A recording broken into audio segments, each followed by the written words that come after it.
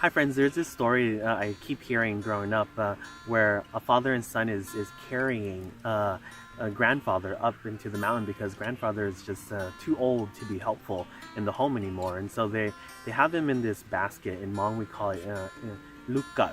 Okay? So it's just a woven basket that you can carry goods in. Usually it's used for gardening, used for harvesting.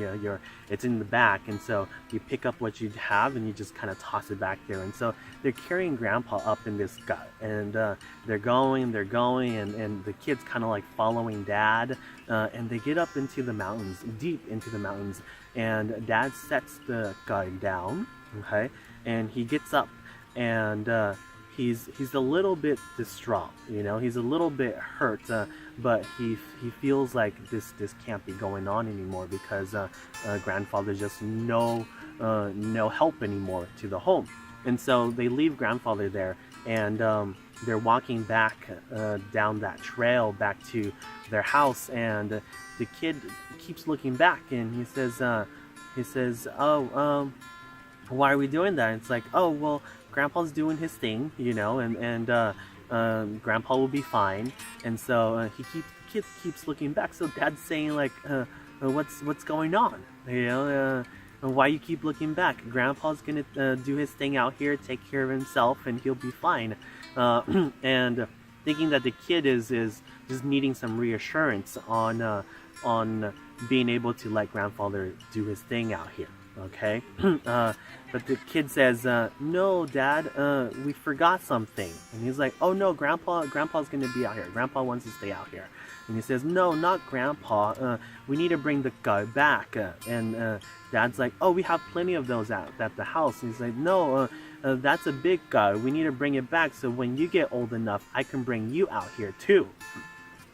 And Dad just kind of like stands there and astounded by what the kid just said there. When you get old enough, I'll take you out here too. All right.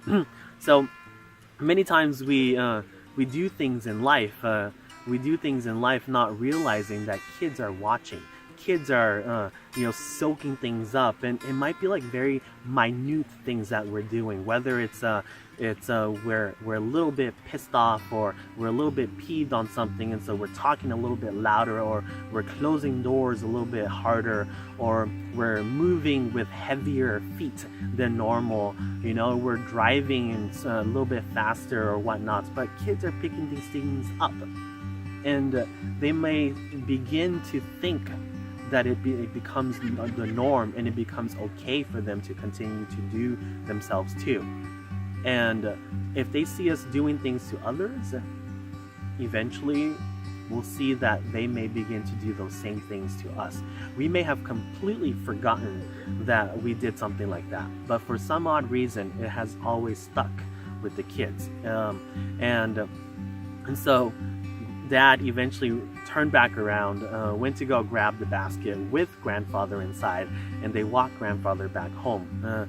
Granted, that's where the story ends, and we can debate whether or not this story simply teaches a society of inclusiveness and keeping elders together, or if it's teaching lessons of kids are learning, or whatever other lessons it may be teaching here. But if we listen to this and we take the gentle analogy, the metaphors on it, and hopefully we can grab something well from it and apply it into our lives, do know that all those around us, children or not, are always looking, and they may be looking up to us more than what we may feel that they are actually looking up to us. And so always be aware of how you are maintaining your space, maintaining your calm, maintaining your healing environment, so that others can begin to heal in their own space too